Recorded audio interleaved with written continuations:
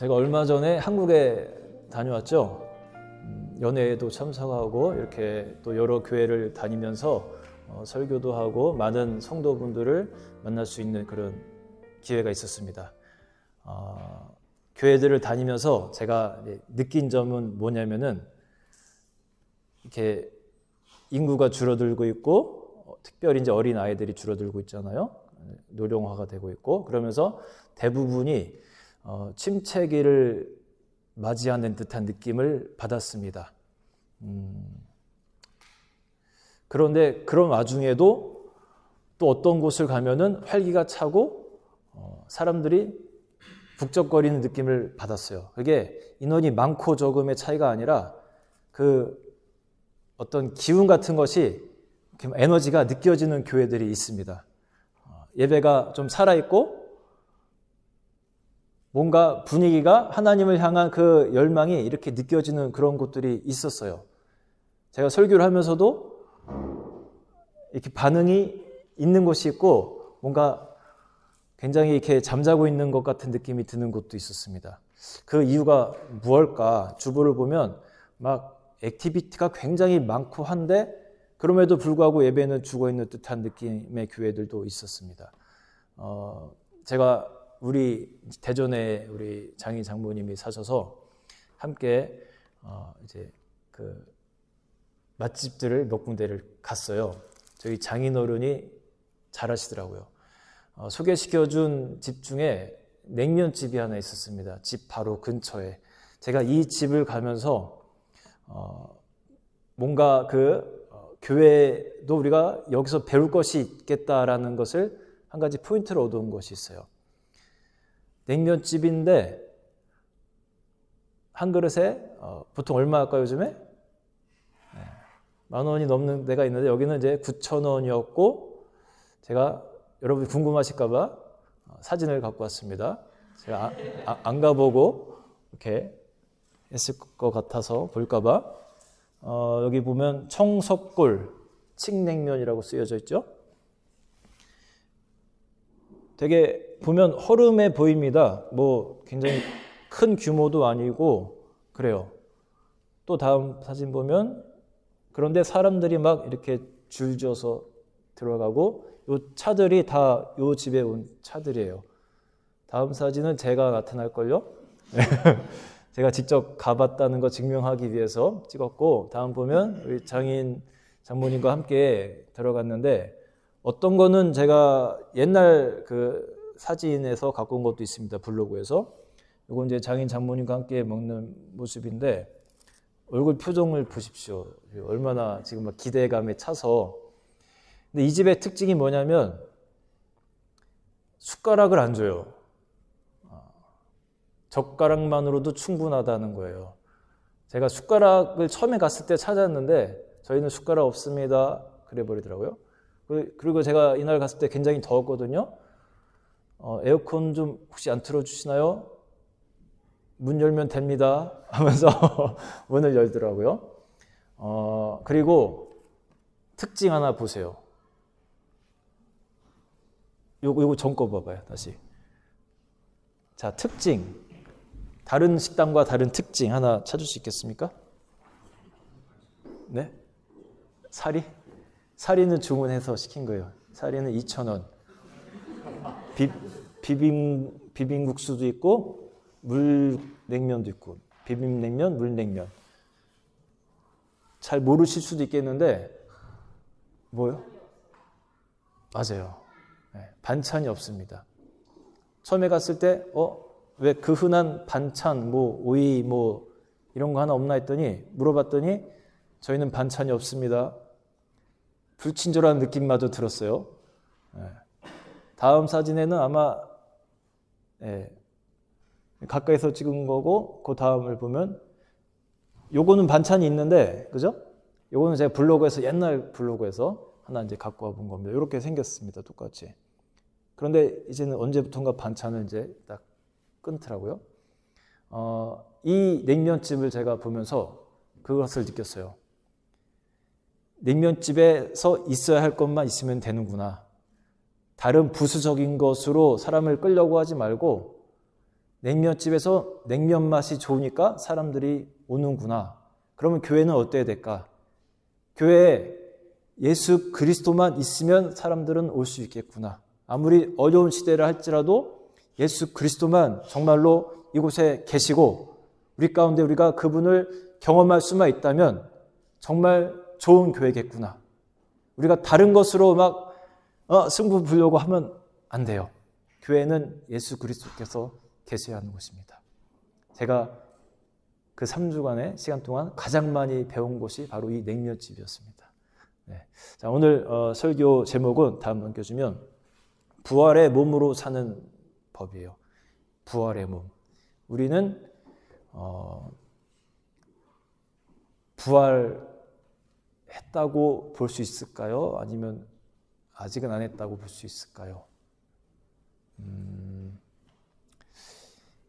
이게 우리는 그 사이 가운데 있는 존재입니다. 한편으로는요, 부활한 존재이기도 하고 또 한편으로는 not yet의 존재이기도 합니다.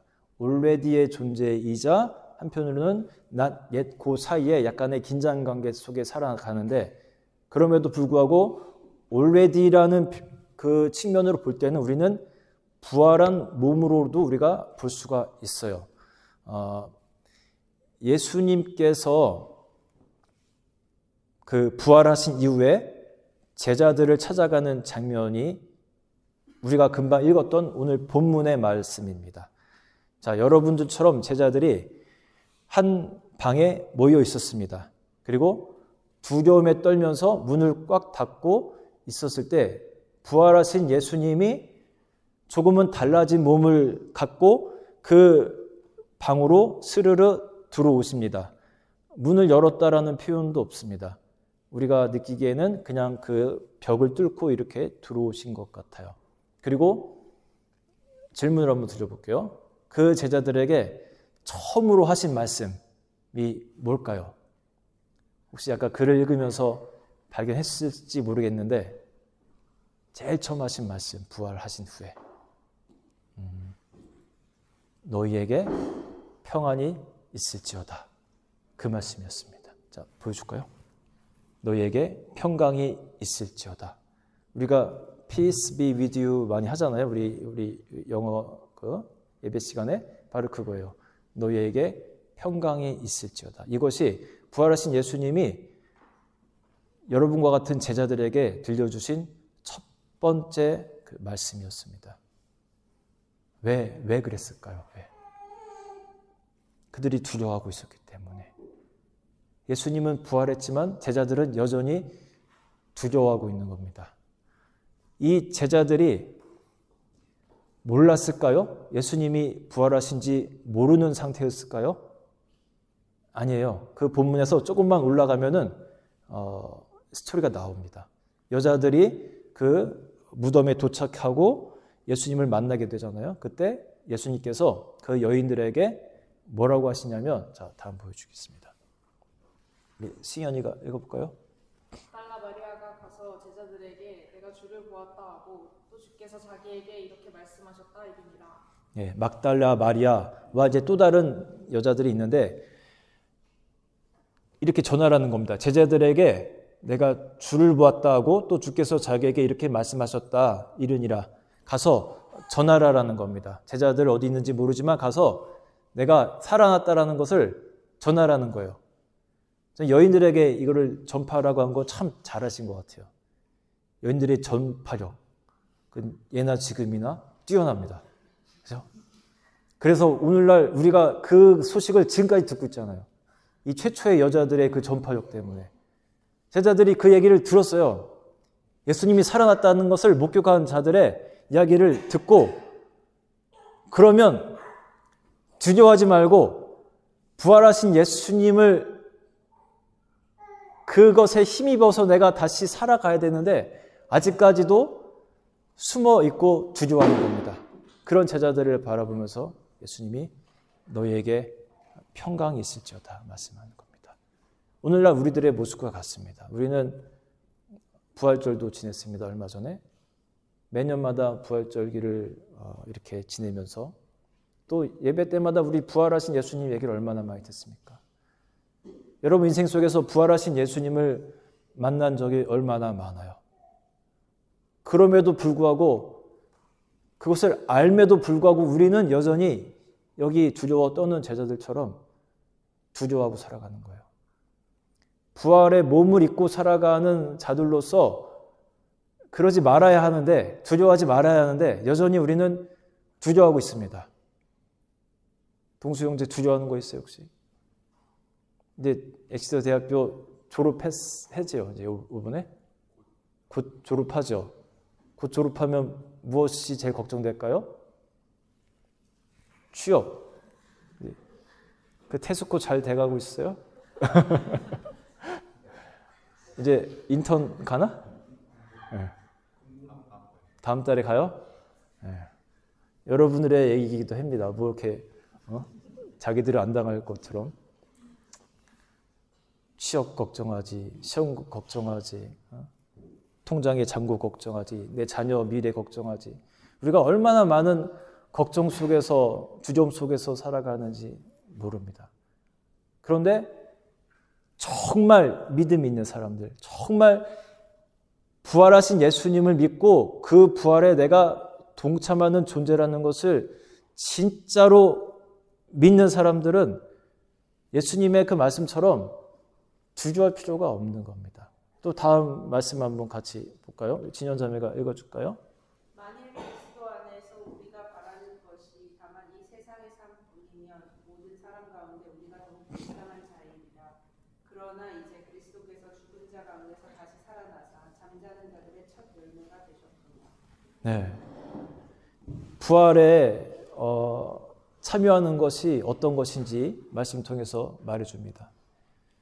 이 세상의 삶뿐이면 모든 사람 가운데 우리가 더 불쌍한 자라고 합니다. 우리가 부활의 인생을 살아갈 것을 우리가 믿지 못한다면 가장 불쌍한 사람이라는 거예요. 이 주일날 코너까지 오셔서 이 귀한 시간에 이렇게 또 예배당에 찾아주시는 것도 그렇고 우리도 그렇고 부활이 없다면 얼마나 불쌍한 인간들이라는 겁니까?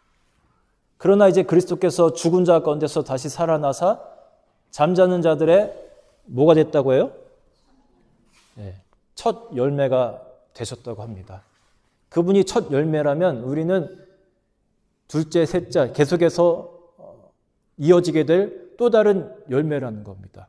말씀을 통해서 확실하게 보여주는 겁니다. 우리도 부활하게 될 그런 존재라는 것이에요. 그러니 두려워하지 말라는 겁니다. 그 다음 구절에도 두려워하지 말라고 우리 김남희 사님 한번 읽으십시오.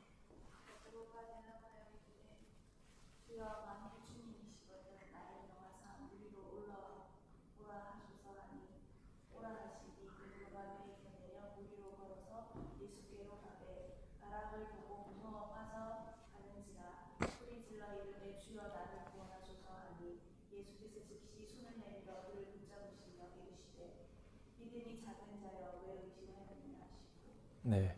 제자들이 배를 타고 있을 때 어느 날 예수님이 껌껌한 밤에 그 바다를 밟고 제자들에게 찾아오는 광경이죠. 바람이 불고 파도가 치는 그때 얼마나 여러분 밤바다에서 배 타본 적 있어요? 네, 없죠? 한번 타보시기 바랍니다. 이렇게 바다를 내려다보면 완전히 깜깜한 게 낮에 보던 그 아름다운 바다와 다르게 공포감이 엄청납니다. 또 작은 배였을 거 아닙니까? 그 작은 배에서 제자들이 있는데 그 바다를 예수님이 밟고 오시는 겁니다. 이 당시 그 이스라엘 민족들에게는, 그 당시 고대 사람들에게는 바다 밑에 티아맛이라는 어떤 그 괴 생명체가 살고 있다라는 그런 신화 같은 것들이 있었어요. 그래서 바다는 인간에게 두려움의 존재였습니다. 그리고 보이지 않는 그 속에 뭐가 있을지 모르기 때문에 바다는 히브리 민족에게는 두려움의 존재였어요. 그 바다를 예수님이 밟고 오셨다는 것은 내가 너희들이 두려워하는 그 두려움을 이기는 존재다라는 것을 몸으로 보여주시는 사건이기도 합니다. 그리고 베드로가 용감하게 주님이시거든 나를 명하사 이 물을 밟게 하라고 그렇게 또 요청하잖아요. 내려오라고 합니다. 내려와라. 내려와라. 그래, 내려와라. 그리고 그가 믿음으로 예수님을 바라볼 때 바다 위를 밟고 걸어가는 역사가 정말로 일어납니다. 뭘 보여주는 거예요? 너의 인생 속에서 네가 나를 바라볼 때 네가 모든 두려움을 이기고 살아갈 수 있다는 것을 이 온몸으로 체감할 수 있도록 베드로를 통해서 또 그 광경을 바라보는 제자들에게 보여주시는 거예요. 두려워하지 말아라.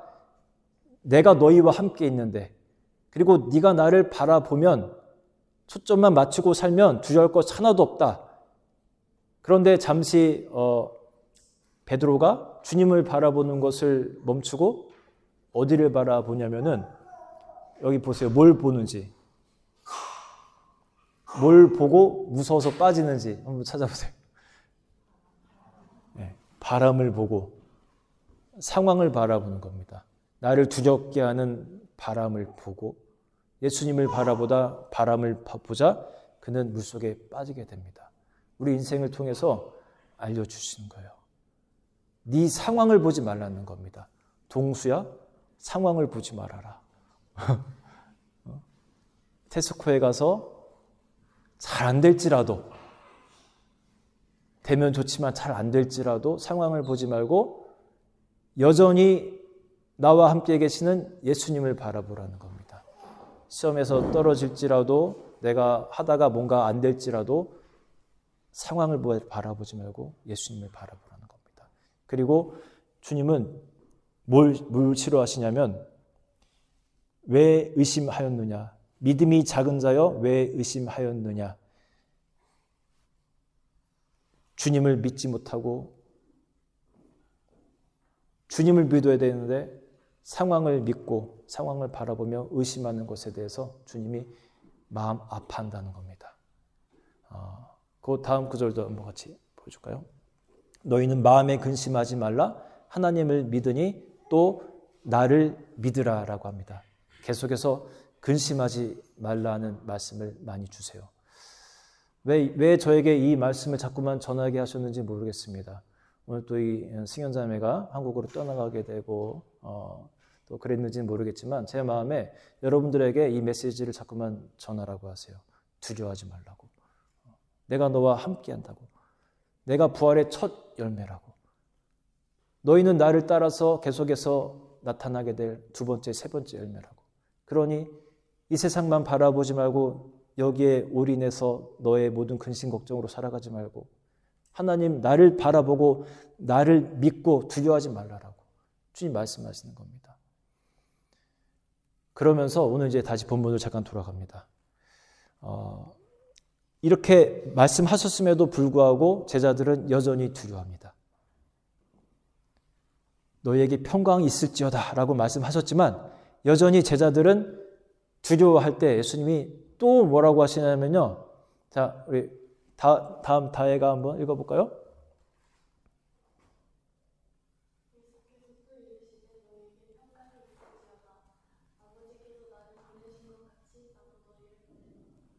아멘.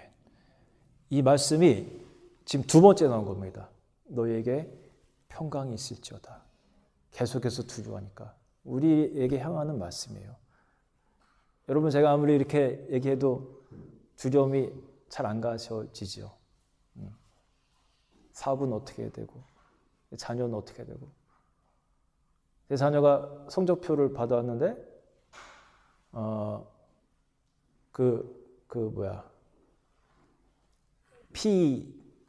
피지컬 에듀케이션이죠. P 점수가 안 좋습니다. 이제 여기 이제 그레이드로 하면 9가 제일 높은 점수고 8, 7 이렇게 나가잖아요. 네, 7점인가를 받아왔어요. 다른 거에 비해서 안 좋아요. 그래서 무슨 일이 있었냐 했더니 자기는 P를 체육을 잘 못한다고 해요. P를. 저도 알죠. 저도 어릴 때 그래 아빠도 어릴 때 너 같았다 하면서 얘기하다 보니까. 자기가 이제 또 몸이 약해가지고 뭐 이렇게 막 많이 움직이고 하면 또 토도 잘하고 막 그러거든요. 체육 선생님 신발에다 토를 했대요, 지가. 신발에다 토를 해버리고 또 막 그 토한데 또 어떤 애가 또 막 주저앉고 막 이런 일이 막 체육 시간에 있으면서 체육 선생님이 자기를 좀 싫어하는 것 같아 이렇게 막 얘기하는 것 같아요. 아버지로서 이렇게 때로는 자녀의 인생에 대해서 걱정도 하게 되고 그런데 그럴 때마다 저도 다시 저를 돌아봅니다. 내가 왜 걱정하는지, 내가 부활의 두 번째, 세 번째 열매가 될 것인데, 나를 향해서 원하시는 것이 두려워하지 말라는 것인데, 평안함을 주시는 것, 주님인데 내가 왜 자꾸 두려워하는가? 그러면서 아버지께서 나를 보내신 것 같이 나도 너희를 보낸다고 합니다. 평강을 갖고 나가라는 거예요. 그냥 사도로서 나가지 말고 너희 안에 내가 주는 평안을 채워서 나가라는 겁니다. 그러면서 희한한 행동을 하나 하시는데 혹시 뭘 하시는지 아세요? 이 다음에 이어지는 내용이 성원 형제가 다음 읽어주기 바랍니다. 이 말씀을 하시고 그들을 향하사 숨을 내쉬며 이르시되 성령을 받으라. 네, 성원 형제가 읽으라고 얘기해요. 네, 아무튼 감사합니다. 네. 좀 아까 그 말씀을 하신 다음에 그들을 향하사 숨을 내쉬며 이르시되 성령을 받으라라는 겁니다. 숨을 내쉬며. 이게 글로는 이렇게 되어 있지만 액션으로는 이렇게 하는 그런 액션으로 해석이 돼요. 여러분 이 장면 어디서 본 것 같지 않습니까? 창세기에서. 그죠? 창세기 처음에 아담을 만들 때 하던 행동과 매우 흡사합니다. 성령을 받아라 하면서 불어 넣어주시는. 그 다음 창세기 말씀을 한번 우리 재현이가 읽어줄까요?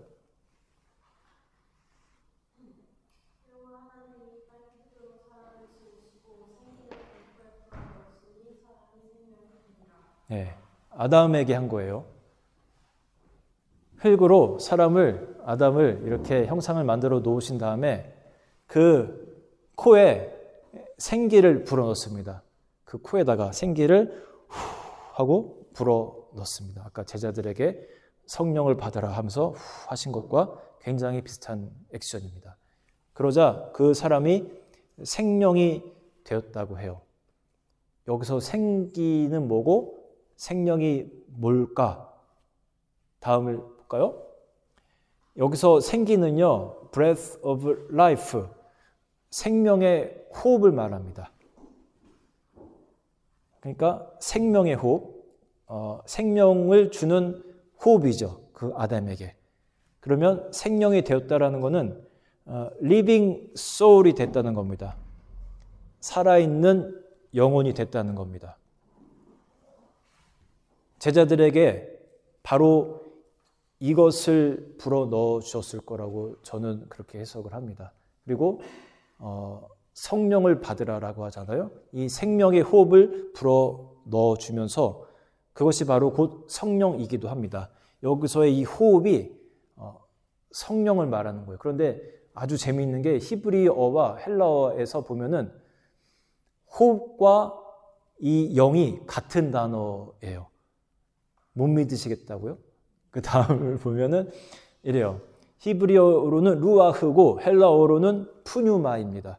그런데 이게 사전적 의미로 호흡과 공기, 바람, 영을 말합니다.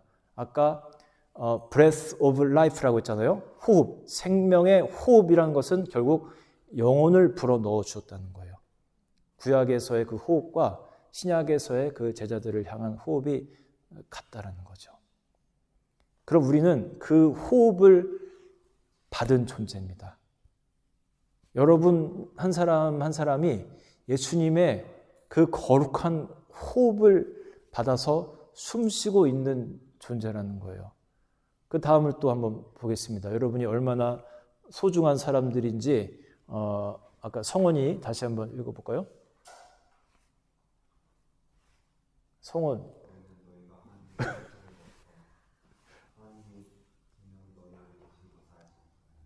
네. 너희가 하나님의 성전인 것과 하나님의 성령이 너희 안에 계시는 것을 알지 못하느냐라고 합니다. 하나님이 불어넣어 주신 그 성령이 너희 안에 계시는 줄 왜 모르느냐. 우리 진연자매도 그렇고 이 한 사람 한 사람이 하나님의 그 성령이 거하는 놀라운 전이라는 겁니다. 별거 아닌 것 같아 보이는 존재일지라도 제 아내는 저를 가끔 오징어처럼 취급을 합니다. 아주 잘생긴 정우성을 보면은 야, 잘생겼다 하다가 갑자기 저를 보면서 그런데 당신은 오징어 같냐 이렇게 얘기를 할 때가 몇 번 있었습니다. 그래서 제가 기억을 해요. 아, 내가 오징어 같이 생겼구나. 그런데 여러분은 오징어가 아니라 한 사람 한 사람이 하나님의 성령이 거하시는 그런 존재라는 거예요. 아이고, 고맙습니다. 우리가 부활의 몸을 입고 산다라는 것이 어떤 것일까? 그러니까 부활하신 예수님이 여러분에게 호흡을 불어넣으셨고 그 호흡을 받고 살아가는 나는 부활한 몸으로 살아가는 것과도 같다고 저는 봐요. 부활하신 예수님의 호흡은 부활 전에 예수님 그 호흡과는 조금 달랐을 겁니다. 부활하신 몸을 입고 그 막힌 담을 스르르 뚫고 들어오시는 예수님의 호흡은 팔레스틴 땅의 공기에 더 이상 의존하지 않아도 되는 부활하신 몸을 입고 계신 몸이고요. 그분이 내어주신 호흡을 우리가 받았기에 우리도 부활한 몸, 부활한 삶을 갖고 살아가는 존재라고 저는 봐요. 그렇다면 그 호흡을 갖고 살아가는 우리들은 앞으로 어떻게 살아가면 좋을까? 제가 짧게 말씀드리고 이제 설교를 끝낼게요. 여러분, 호흡은 어떤 기능을 하는가? 혹시 들어본 바 있습니까? 호흡이 여러 가지 기능이 있는데 첫 번째는 여러분이 잘 아는 것처럼 목숨을 연장해 줍니다. 왜 목숨이라고 하는지 알아요? 이 목에 숨이 있어서 목숨이라고 합니다. 여기서 숨이 끊어지는 순간 우리는 더 이상 사는 존재가 아니죠.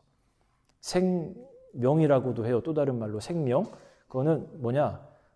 살라는 명령입니다.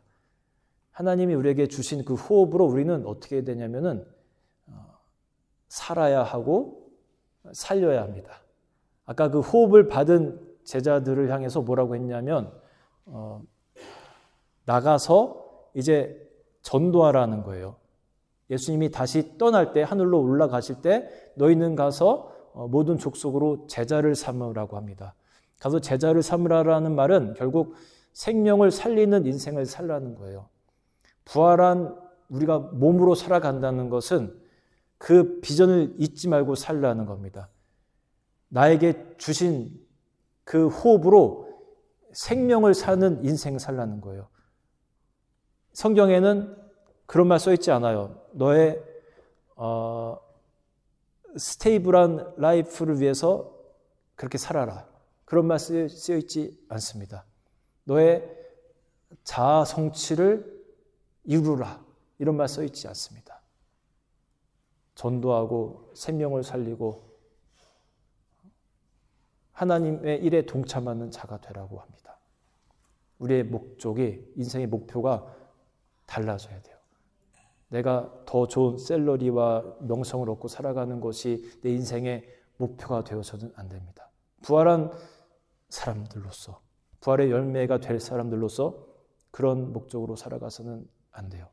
알겠죠? 우리 학생들 공부하는 이유, 그것이 되어서는 안 되는 거예요. 나 좋은 직업 얻고 좋은 남편, 부인 얻고서 이렇게 편안하게 살아야지. 거기서 멈춰서는 안 됩니다. 하나님이 성경을 통해서 그런 건 말씀하지 않습니다. 여러분 인생을 통해서 결국은 다른 사람의 생명을 살리기를 원하시는 거예요. 또 한 가지만 보겠습니다. 이 호흡이 어떤 역할을 하냐면 이 생각 해봤는지 모르겠습니다. 혹시 노래를 잘하는 사람 있어요? 여기? 우리 교회 노래 잘하는 사람이 많아요. 정현이 노래 잘하는 거 깜짝 놀랐고 또 몇 명 이렇게 있는데 여러분 목소리가 나오려면은 반드시 호흡이 필요합니다. 이 영어로 보이스 복스라고 하는데 아마 이 성대 같아요. 성대. 저기 누구지? 가야 되나? 어디가? 비행기 시간 때문에? 그래, 한국 잘 갔다. 이렇게 오늘 비행기 탔음에도 불구하고 예배 나온 거 참 잘한 거예요. 예, 잘 갔다. 자, 예, 이런 모습 아주 좋죠. 그래도 예, 이렇게 안 나오고 얼마든지 가고 싶은데 예배를 지키기 위해서 이렇게 나왔습니다. 우리가 목소리를 내기 위해서는 반드시 호흡이 필요합니다. 호흡 없이 소리 낼 수 있는지 한번 스스로 테스트 잠깐 해보세요. 해보세요. 한번. 아무리 작은 소리를 내려고 해도 반드시 이 호흡이 성대를 지나가야 돼요. 우리 크리스찬이 내는 소리는 여러분 달라야 돼요. 부활한 몸을 입고 살아가는 우리들, 예수님의 호흡을 받은 우리가 내는 소리는 거룩해야 됩니다. 저는 이 설교를 하면서 참 부끄러워요. 저도 제가 거룩한 소리를 내지 못할 때도 때로는 있고 예수님이 주신 소리를 내지 못할 때도 있기 때문에 매우 부끄럽지만 그러나 또 담대하게 주님이 주신 마음을 담아서 선포합니다. 우리 믿는 자가 내는 소리는 거룩한 소리가 되어야 합니다. 저희 집에서 가끔 아이들이 저 위에서 막 자기들끼리 이렇게 다투는 소리가 들려올 때 얼마나 마음이 아픈지 몰라요. 듣기가 싫습니다. 화가 올라옵니다. 짜증이 올라올 때가 있어요. 애들이 싸우면. 그런데 반면에 아이들이 그 셋이서 막 깔깔거리고 막 서로 재밌게 놀고 하는 소리가 이렇게 들려오면 제 기분이 좋아져요. 주님의 마음이 그럴 것 같아요.